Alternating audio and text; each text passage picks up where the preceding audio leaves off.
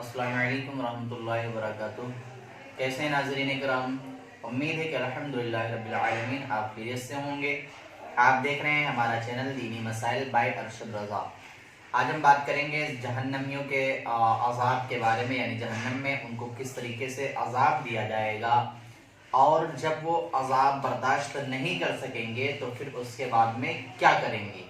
यानी कि जहन्नमियों को जब वो पानी पीने के लिए दिया जाएगा, यानी जहन्नम का वो खौलता हुआ पानी के अगर प्याला मुंह के करीब लेकर के जाएं तो सारी खाल पिघल करके कदमों के नीचे आ जाए, और जब वो अंदर जाए तो अंदर की आंतों को निकाल करके कदमों के बाहर कर दे, कदमों के करीब में कर दे, कदमों के नीचे कर दे।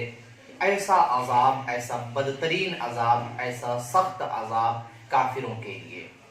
जब ये अजाब की सख्तियां, जब ये मशक्कतें देख करके और झेल करके जब जहन्नमी यानी कि काफिर परेशान हो जाएंगे तो फिर बाहम मशवरा करेंगे, आपस में मशवरा करेंगे और मालिक दोज़ख यानी कि दारोग़े जहन्नम के पास में जा करके कहेंगे, ए मालिक अलैहिस्सलातु वस्सलाम, तेरा रब हमारा किस्सा तमाम कर दे। वो लोग कहेंगे कि ए मालिक दोज़ख, तेरा रब हम लोगों का किस्सा तमाम कर दे, यानी कि हम लोगों को ख़त्म कर दे, हम लोगों को मार दे, हमें जान अता कर, हमें जान से मार दे और हमारी ज़िंदगी को ख़त्म कर दे। तेरा रब हमारा किस्सा तमाम कर दे। मालिक अलैहिस्सलातु वस्सलाम 1000 बरस तक जवाब न देंगे।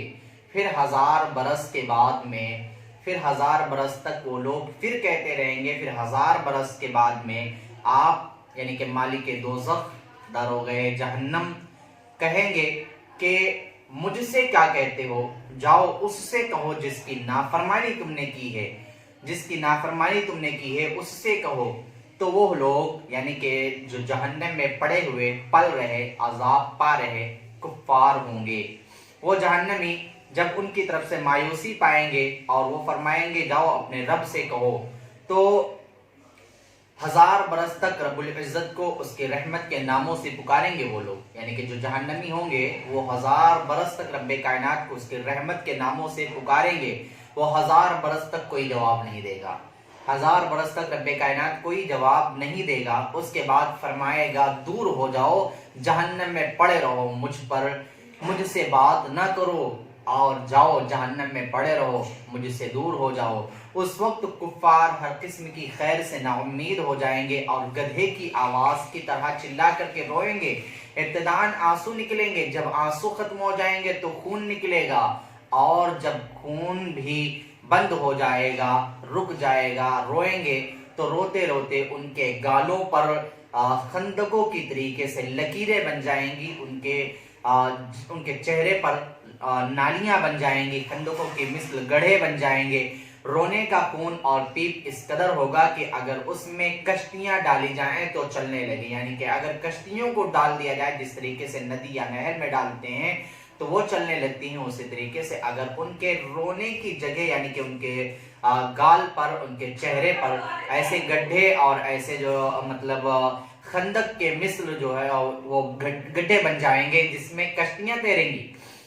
जहन्नमियों की शक्लें ऐसी खराब और खस्ता होंगी कि अगर दुनिया में कोई जहन्नमी इस सूरत पर लाया जाए तो तमाम लोग उसकी बदसूरती और बदबू की वजह से मर जाएं, और जिस्म उनका ऐसा बड़ा कर दिया जाएगा कि एक शाना से दूसरे शाने तक तेज सवार के लिए 3 दिन की राह है। यानी कि एक कंधे से लेकर के दूसरे कंधे तक उनकी ये मुसाफत है कि एक तेज सवार शख्स घोड़े पर दौड़ता रहे और 3 दिन की मुसाफत तय करता रहे, तब जाकर के उनकी चौड़ाई नाप पाएगा।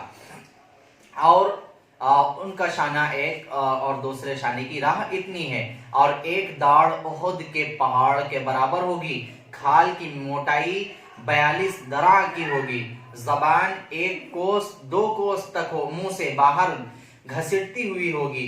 लोग उसको रौंदेंगे। बैठने की जगह इतनी होगी जैसे मक्का से मदीना, यानी कि मक्का और मदीना से जितना लंबा फासला है उतना ही फासला उनके सुरीन का होगा, उनके बैठने की जगह का होगा। اور وہ جہنم میں منہ سکوڑے ہوں گے کہ اوپر کا ہونٹ سمٹ کر بیچ سر کو پہنچ جائے گا اور نیچے کا لٹک کر ناک کو آ جائے گا. اور کفار کو اس طریقے سے جہنم میں عذاب دیا جائے گا کہ ایک صندوق بنایا جائے گا، ایک صندوق جو ان کے قد کے برابر ہوگا. پھر اس کے بعد میں اس کو آگ سے پر کر دیا جائے گا اور اس جہنمی شخص کو اس صندوق میں رکھ دیا جائے گا. پھر وہ اس میں آگ کا تالا لگا دیا جائے گا، آگ کا قفل لگا دیا جائے گا، جس سے جہنمی یہ سمجھے گا کہ میرے علاوہ اب کوئی نہیں ہے. پھر اسی طرح اس کو ایک اور صندوق میں رکھ کر اور آگ کا قفل لگا کر کے آگ میں ڈال دیا جائے گا. تو اب ہر کافر یہ سمجھے گا کہ اس کے سوا اب کوئی آگ میں نہ رہا، اور یہ عذاب بالائے عذاب ہے، یعنی کہ یہ عذاب کے اوپر اور عذاب ہے. اللہ اکبر.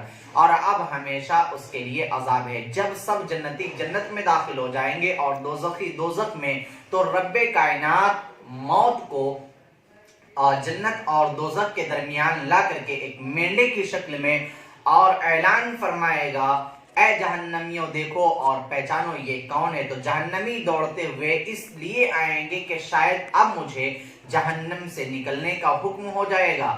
پھر جنتیوں کو آواز دے گا رب کائنات، اے جنتیوں دیکھو یہ کون ہے. تو پھر وہ لوگ جب دیکھیں گے تو کہیں گے پروردگار یہ تو موت ہے. تو جنتی اس بنسبت آئیں گے دوڑتے ہوئے کہ خوف سے کہ کہیں ایسا تو نہیں کہ جنت سے نکلنے کا حکم دے دیا جائے گا.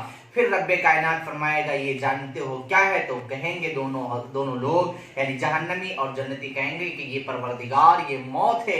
تو پروردگار عالم اس موت کو ذبح کر دے گا. پھر فرمائے گا تمہارے لیے ہمیشگی اب یہاں ہے اور تمہارے لیے ہمیشگی اب یہاں ہے.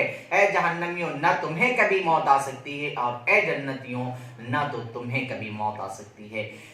آپ نے دوزخ کے عذاب کو، قبر کے عذاب کو بہت اچھی طریقے سے ہماری ویڈیو میں سمجھ لیا ہوگا.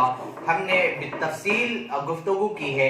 اب امید ہے کہ انشاءاللہ العزیز ہم اور آپ اپنے گناہوں سے باز آ کر کے رب کائنات کی بارگاہ میں توبہ کریں گے، اور انشاءاللہ العزیز ہم ہر عذاب قبر اور عذاب جہنم سے بچنے کی دعا کریں گے. اللہم اجرنی من النار، اللہم اجرنی من النار، اللہم اجرنی من النار.